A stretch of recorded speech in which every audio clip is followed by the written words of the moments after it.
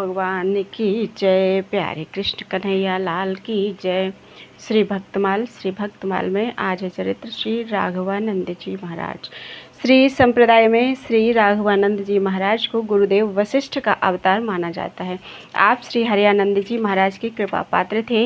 वेद शास्त्र पुराण आदि के प्रकांड विद्वान होते हुए भी आप अत्यंत अमानी थे।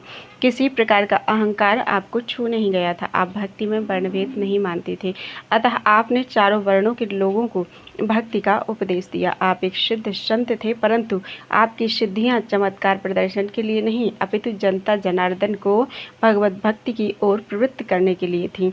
एक बार की बात है, आपके 3 श्रद्धालु भक्तों ने एक ही दिन मंत्र दीक्षा लेने के लिए कहा। तीनों अलग अलग स्थान के रहने वाले थे। श्री राघवानंद जी महाराज अपने तीनों भक्तों की इच्छा पूरी करना चाहते थे, अतः उन्होंने योग बल से 3 रूप बनाए और तीनों भक्तों के यहाँ जाकर एक ही साथ एक ही समय पर मंत्र दीक्षा दी। आपने बहुत समय तक काशी में निवास किया। आपको श्री रामानंदाचार्य जी का गुरु होने का गौरव प्राप्त है, जिन्हें श्री संप्रदाय में साक्षात भगवान श्री राम का अवतार माना जाता है। बोलो वृंदावन बिहारी लाल की जय। अगला चरित्र है श्री रामानंदाचार्य जी। श्री रामानंद जी श्री रामायत या श्री रामानंदी वैष्णव संप्रदाय के प्रवर्तक आचार्य हैं। कबीर सेन, धन्ना, रैदास आदि इनके शिष्य थे।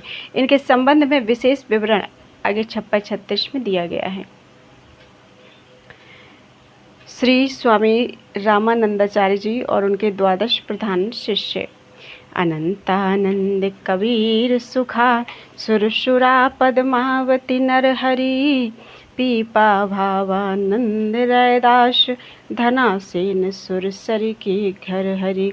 और शिष्य प्रशिष्य एक ते एक उजागर, विश्व मंगल आधार सर्वानंद 10 आगर। बहुत काल बपुधारी के प्रणत जनन को पार दियो, श्री रामानंद रघुनाथ ज्यों द्वितीय से तु जग तरन कियो। जिस प्रकार श्री रघुनाथ जी ने वानरों की सेना को पार करने के लिए समुद्र पर पुल बनवाया था, उसी प्रकार श्री रामानंदाचार्य जी ने संसारी जीवों को भवसागर से पार करने के लिए अपनी शिष्य प्रशिष्य परंपरा से सेतु निर्माण कराया। श्री अनंतानंद जी, श्री कबीरदास जी, श्री सुखानंद जी, श्री सुरसुरानंद जी, श्री पद्मावती जी, फिर से नाम पढ़ देते हैं। श्री अनंतानंद जी, श्री कबीरदास जी, श्री सुखानंद जी, श्री सुरसुरानंद जी, श्री पद्मावती जी, श्री नरहरियानंद जी, श्री पीपा जी, श्री भावानंद जी, श्री रैदास जी, श्री धन्ना जी, श्री सेन जी और श्री सुरसुरानंद जी की पत्नी, ये श्री रामानंदाचार्य जी के सर्वप्रधान 12 शिष्य थे। इनके अतिरिक्त और भी बहुत से शिष्य प्रशिष्य थे, एक से एक प्रसिद्ध, एक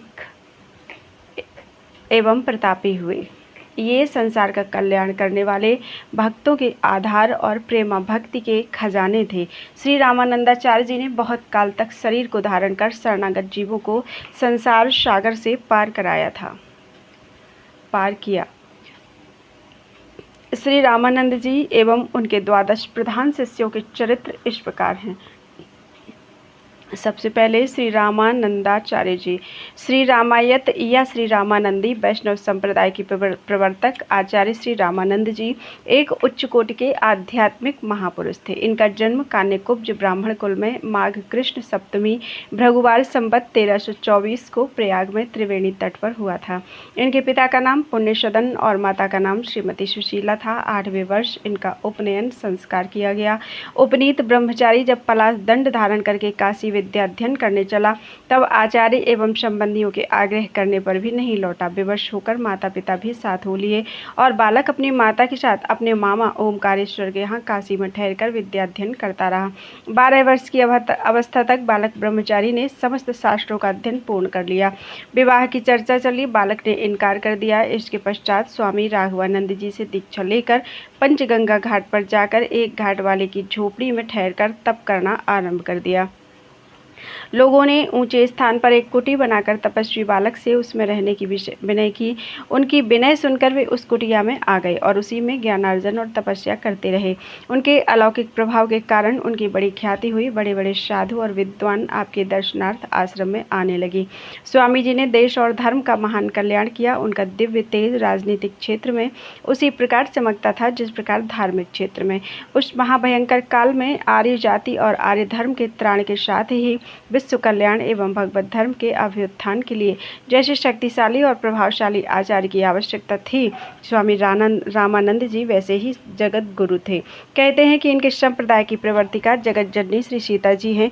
उन्होंने पहले हनुमान जी को उपदेश दिया था और फिर उनसे संसार में इस रहस्य का प्रकाश हुआ। इस कारण इस संप्रदाय का नाम श्री संप्रदाय है और इसके मुख्य मंत्र को राम तारक कहते हैं।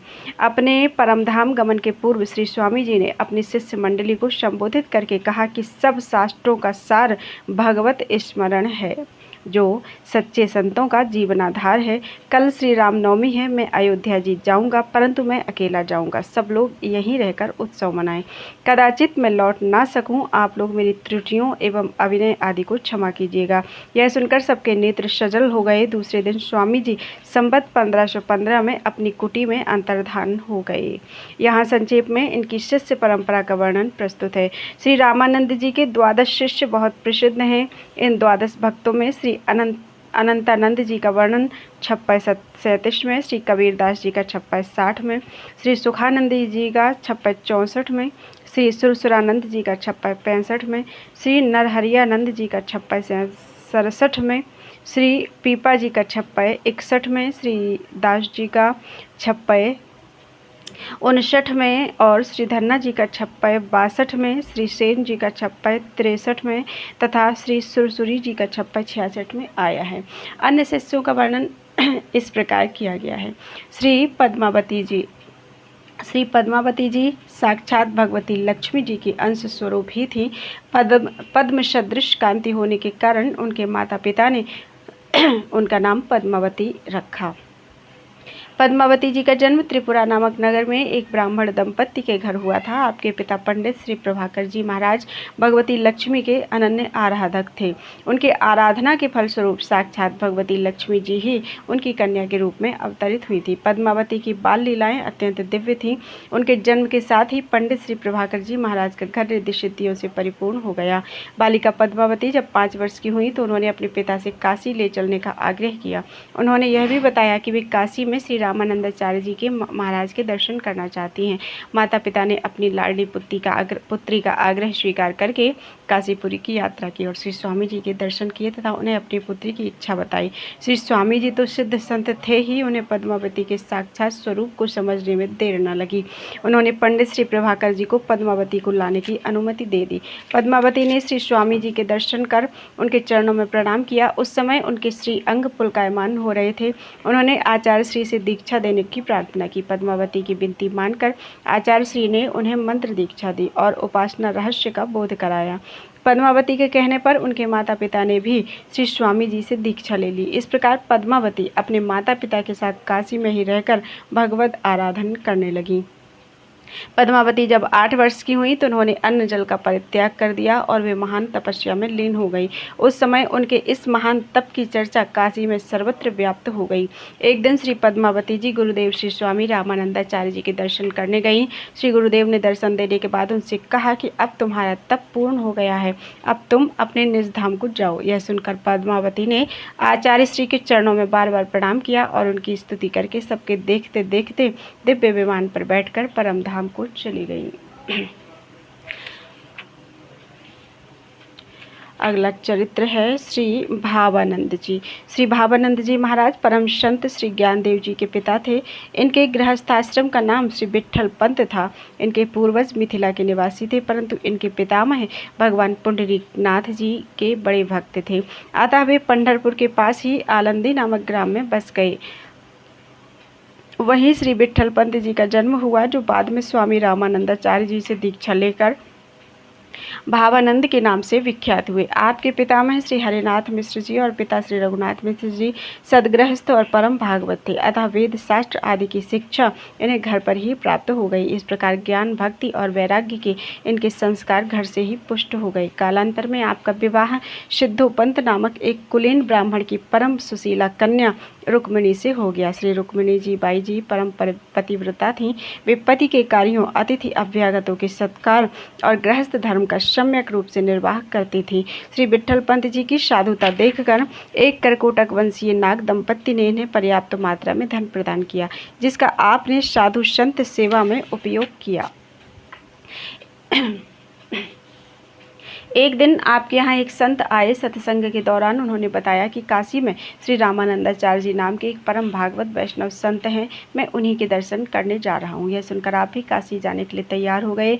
पत्नी को घर गृहस्थी और अतिथि सेवा का कार्य सौंपकर स्वयं उन संत भगवान के दर्शन करने के लिए काशी को प्रस्थान कर गए। मार्ग में उन्हें अनुभूति हुई कि मेरे साथ चल रहे संत साक्षात विश्वामित्र जी हैं और इनके साथ सुकुमार अवस्था के श्याम गौर 2 किशोर श्री राम लक्ष्मण हैं। फिर क्या था, वहीं इनकी भाव समाधि लग गई। समाधि से जागृत होने पर उन्होंने देखा कि वहां ना तो वे संत हैं और ना ही दोनों किशोर। फिर तो वे प्रभु दर्शन के लिए व्याकुल हो गए। हा राम, हा रघुनाथ कहते हुए करुण क्रंदन करने लगे। कहते हैं कि इनकी इस प्रकार की दशा देखकर 2 बालक इनके पास आए और इन्हें खाने के लिए भगवत प्रसाद दिया और फिर इन्हें मार्ग दिखाते हुए काशी के पंचगंगा घाट पर पहुंचा दिया, जहां श्री स्वामी रामानंदाचार्य जी का आश्रम था। उन बालकों के प्रति आपका श्री राम लक्ष्मण का भाव था, अतः उनके चले जाने पर पुनः आप विरह व्याकुल हो गए। उसी समय श्री रामानंदाचार्य जी महाराज के शंख की दिव्य ध्वनि आपके कानों में पड़ी, जिसे श्रवण कर आपके अंतःकरण में ज्ञान का उदय हुआ और आपने